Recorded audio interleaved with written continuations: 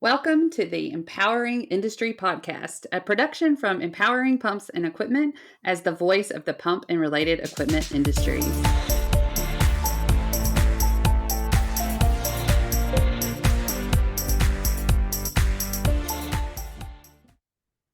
Hey, everybody, and welcome to the Empowering Industry Podcast. I'm your host, Charlie Matthews.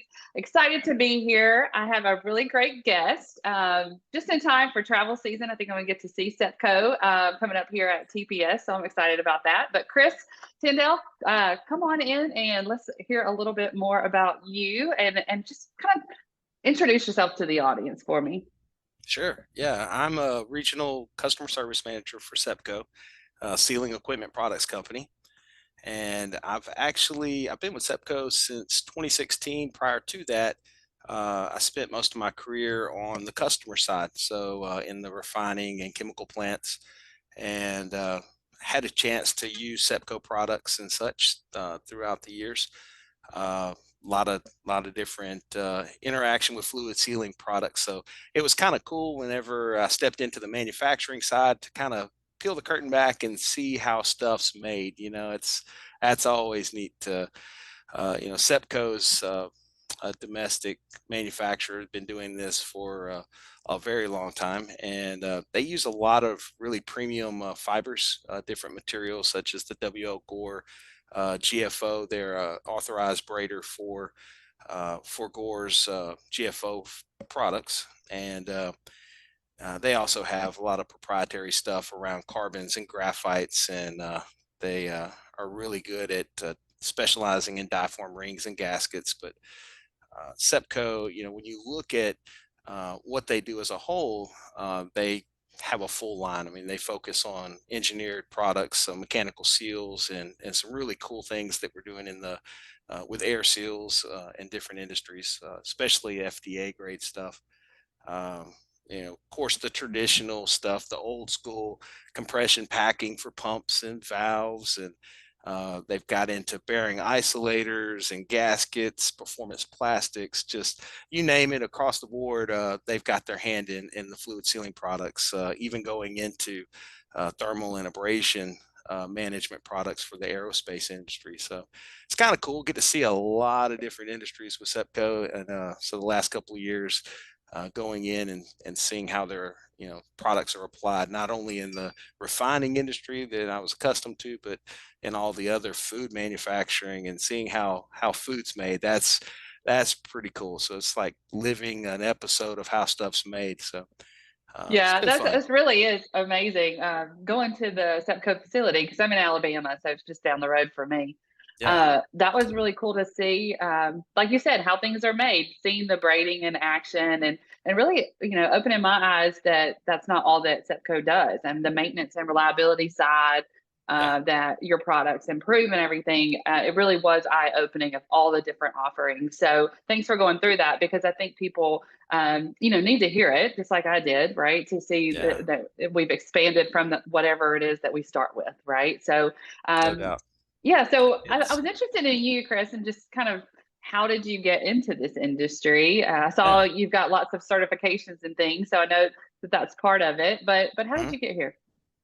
Well, it's uh, going back to the 90s. I got into the industrial market actually in the project management side of construction and commissioning manufacturing equipment for mainly in the plastics industry, so extruders and stuff like that. So I didn't really see a whole lot of pumps. We had blowers and stuff, but spent some time in that world before going into turnaround maintenance, and Mhm. the just the high pressure, fast pace of that process. I kind of looked out across the pond, and the grass is always greener on the other side. And I said, I had an opportunity to work directly for one of the refineries, and I got into operation side of that. So I was actually a customer for the first time after almost 10 years, and so that was a really cool experience. And I realized, even though I felt like I was a customer in operations, the real customer is the guy that consumes whatever you're making. But I got to see and kind of connect how everything works together, as far as getting whatever product or service to the consumer industry, and being able to focus on those types of objectives. But that was short lived. I spent a few years in operations and was drawn back into maintenance. This time it was really focused on reliability. So in the early 2000s, the real big buzzword was lean manufacturing and total productive maintenance. And so we were in the midst of a TPM process. And so having a maintenance background, I got pulled into that arena and was doing training around pumps. That was really when I started diving into pumps more than just setting pumps in alignment and, equipment, structural is really where I had focused prior to that. Now I'm in the middle of rotating equipment and trying to focus on operator maintenance and just maintenance in general, practices, procedures, and such. So anytime something rotates, lubrication is your foundation, and fluid sealing is the next most important part of that. And so that was almost 20 years ago, and it was the first time I met SEPCO. I was going through and I was really leaning heavily on manufacturers. So, where we started with autonomous maintenance, the first thing I did is started calling all the manufacturers and saying, guys, how do we get the best results out of whatever product it is, whether it's a lubricant, grease, oil, mechanical seal, packing, you name it, gaskets. And so spent a lot of time with SEPCO. SEPCO came in, and it was one of those things. It's funny. I still remember today sitting across the table from one of the guys at SEPCO, and he said, we make a lot of good products with a lot of quality materials, but the problem isn't with the products. The problem sitting on the other side of this table. And I thought he was crazy, but he was really pointing out the fact that the right material is only maybe a third of the equation. And so how it's installed and how it's operated is just as important, can even be more important. You won't get the life out of the product if it's not handled correctly. And so we had a big hill to climb. It was trying to figure out how to teach all these operators and maintenance folks and get everybody aligned in those efforts to good lubrication practices, good fluid sealing practices. All of that came into play. And so we partnered with companies like SEPCO. They brought to the table more than just a product. They did a lot of training for us. And so I think there was even on the lubrication side, we teamed up with companies like Noria and places that was able to come in and help us in that realm. And we had a lot of great results just through that process. I think in a three-year span, we had made some pretty big financial impacts. And from that, it kind of changed the whole direction that I was going with my career, and thrust me into the corporate realm, where we started going there with global, our other refineries globally.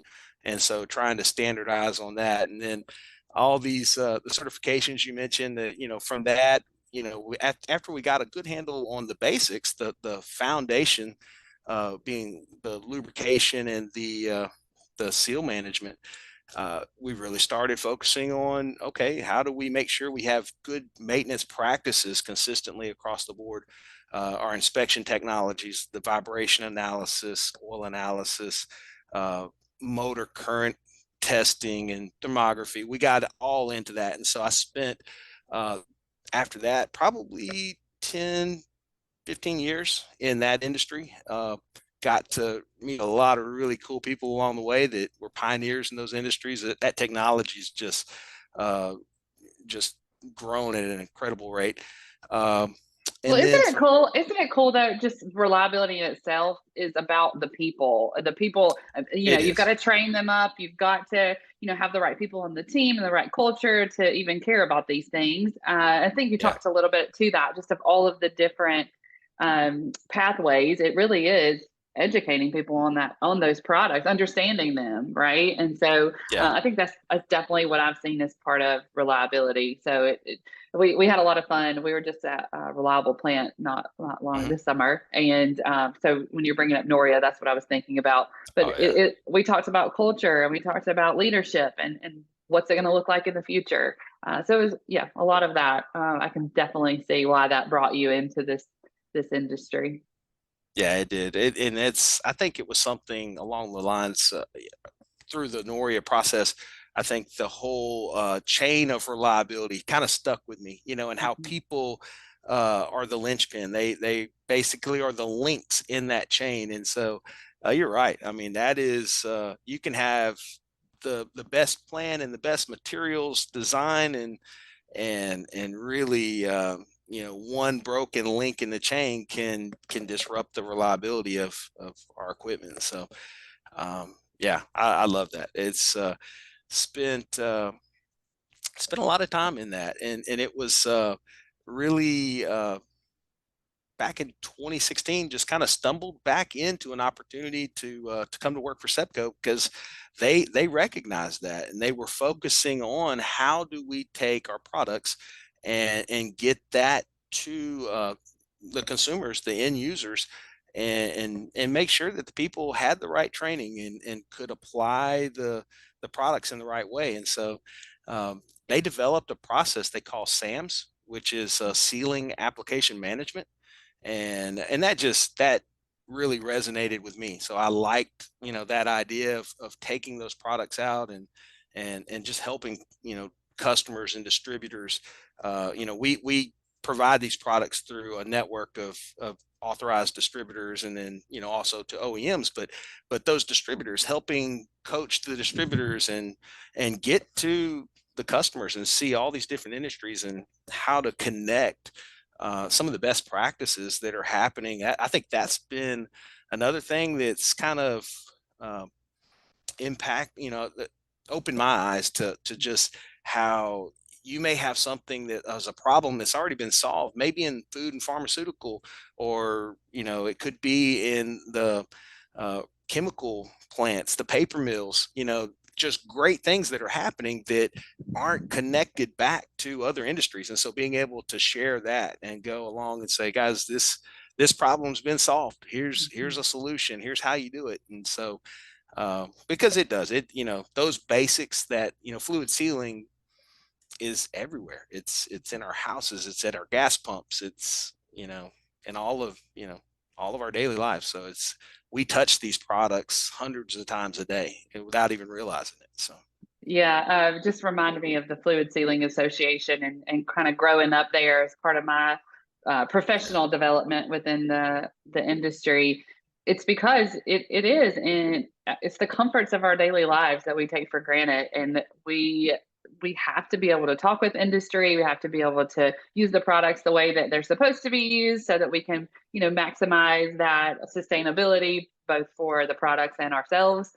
So there's a lot there, and yeah, I love the fluid sealing industry, and I actually met it's fun. SEPCO through that. Yeah, Yeah, so wonderful. Well, um, super cool, kind of getting you to into our industry. yeah. But what are you working on now?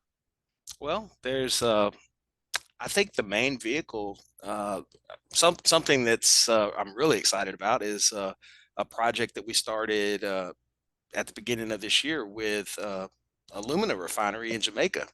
And so those guys have, there's a lot of different industries that will take bits and pieces. You'll have, and that's, you see that everywhere. I mean, with every program, people kind of take the parts they like, or, it's hard to really uh, get alignment where it's you're rolling out step one, two, three. People just kind of jump around and they grab pieces of it.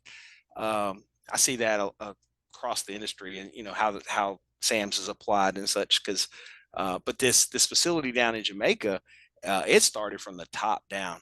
Their managers came together and said, we really want to do these fundamentals right, and they came along and partnered with us and said, guys, we want you to come in and we're going to give you everybody. We got to meet with every maintenance uh, millwright and everybody in production, all the supervisors, engineers, we made custom classes for them. So we came in and we surveyed their site and made recommendations for uh, you know fluid sealing products, mechanical seals, packing, bearing isolators, just helping them, because without good lubrication, you're going to, mechanical seals are going to fail. And so that was one of the reasons SEPCO developed a bearing isolator, is more of a, how do I protect the system so that we get the best performance out of mechanical seals and packing and such.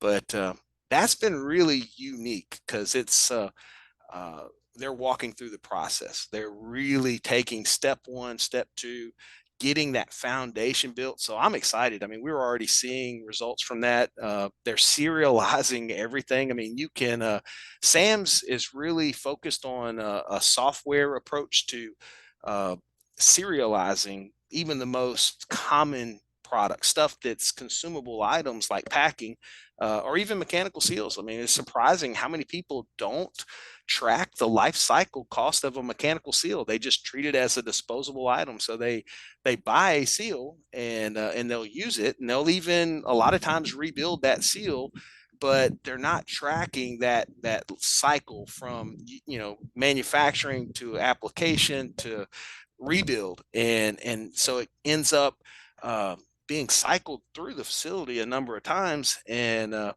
there's a lot of times where you start seeing a loss in reliability. It's impacted, and so being able to measure whether it's the actual sealing device, or you may have a bad actor that's a particular pump. That's been really cool. So we've seen places where they thought they had bad actors, but when we started measuring, say 6 pumps in a system, um, it felt like they were all bad, but they may have had, there's cases where we found one or two that were reliability exceptions. They were running great. And so instead of trying to figure out what are we doing wrong on these other, 5, what are we doing right on this one? And that's been really, really cool to see. So, Yeah. uh, Well, I was thinking it has to be cool to see like a whole facility kind of transformed, all the people yeah, involved talking to each other, in the common, the, we're going to solve this problem. We're going to make our yeah, plant run more efficiently, and we're going to know what's going on here for one. I just think that that's great. And to have given them a tool to be able to do that. So I see that with you. I see kind of your history there of kind of going through these certifications and kind of understanding where we are in I guess, the history of industry right here. yeah, You see kind of the certification with SMRP, but that was another one that we used to always yeah, kind of cling to with maintenance and reliability. But there's so many ways to get involved and get to know what you can do, right? And I think yeah, that that's a testament to your background, is that you have plugged in on both sides and really just developed this awareness for people and kind of this ability to train them on how to have, first of all, really great fluid sealing systems helping them, but then it goes further than that. That's what I'm seeing, is it's kind of helping them through the entire process versus that only specific your products and how they're working. yeah, yeah. That's Well, good. I know. I was just a lot of fluff there, building you up there. That's all. It's always kind of uh, crazy. yeah, yeah. But I mean it. I do agree that I appreciate it. that's helpful for everyone. And Yeah. and I guess my other question for you is just like, is there anything else that you want our industry to know?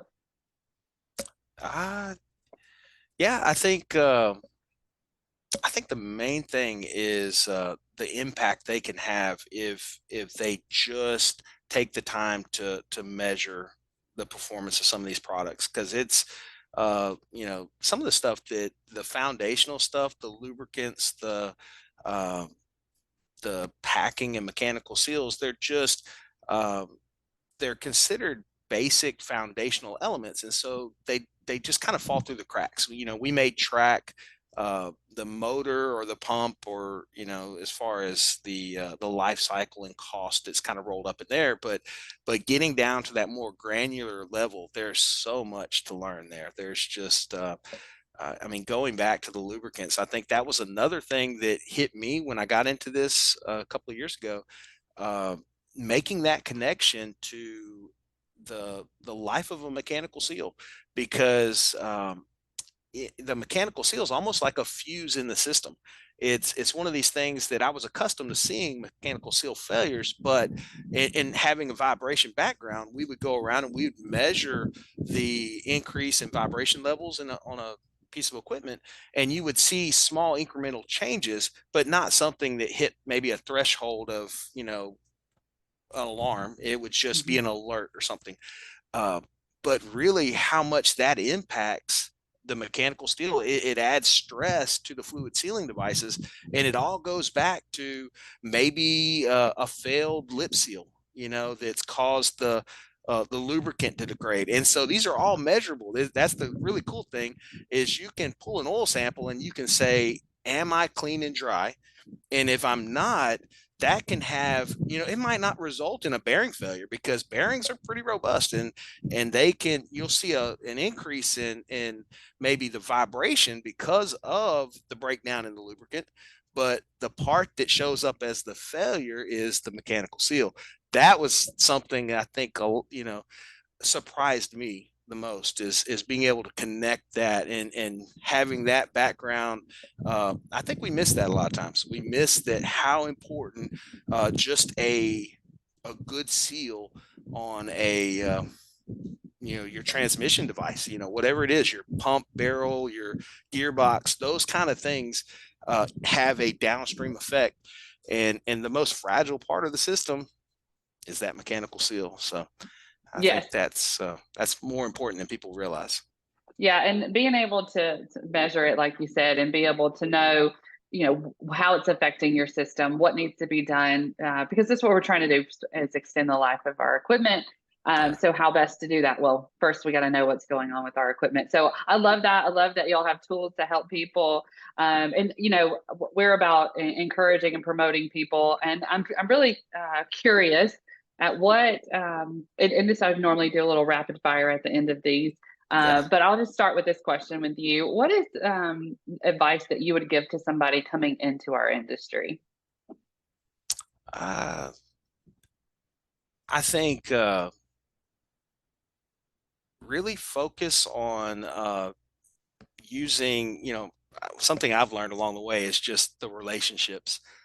Using those relationships, understanding those that have come before you. There's so much wisdom and knowledge that they have, and so I've benefited for years, just in more relationships, learning from people. Take those opportunities, get out. I like things like this because it connects us. It gets people talking. These reliability events really go a long way. Get out. There's more to go into these reliability shows. The relationships and meeting people. Uh, you'll have those contacts, and inevitably you're going to come across a problem, and you're going to remember, I'm going to call so and so that I met at whatever reliability pump symposium, and if they don't know, they know somebody else. And so that's huge. Just that the networking, in that area is big. There's people I call daily. I run into things, and Absolutely. it's like, what do I do here? And you just continue to learn something new every day. Learn something new every day. Absolutely. Absolutely. Okay. So shifting gears just a tiny bit, Yeah. what is the best advice that you have ever received? I think learn something new every day. That Okay. there was an old millwright that when I got into vibration, he really gave me a hard time, and it was good. It was one of those things. He would call me, and he was just, what do you think about this, Junior? And he a lot of times he'd set me up, and say, he knew the answer. He would just see how far I would dig before I put the shovel down. And he's like, okay, you don't know what you don't know. When you run into a problem, there's going to be an opportunity for you to learn something new every day. That's something that stuck with me. He's like, you can either choose to accept that, or you can think that you already have the answer, but always remember that, there's more going on. And I think he used to use example about like asking questions all the way down to what seemed like ridiculous levels. I mean, it's just, if we were trying to solve a failure, he would ask questions like, why does this have to exist? Why did the person have to be there? What is the, and it's, there's sometimes when you ask enough questions, you get to that basic, simple, lowest cost, answer, solution to the Yeah, problem. So that kind of stuck with me. So I love that so much. Okay, on that same realm, just thinking of people now. yeah. What is your favorite book? Favorite book, man. Oh, there's a lot of them.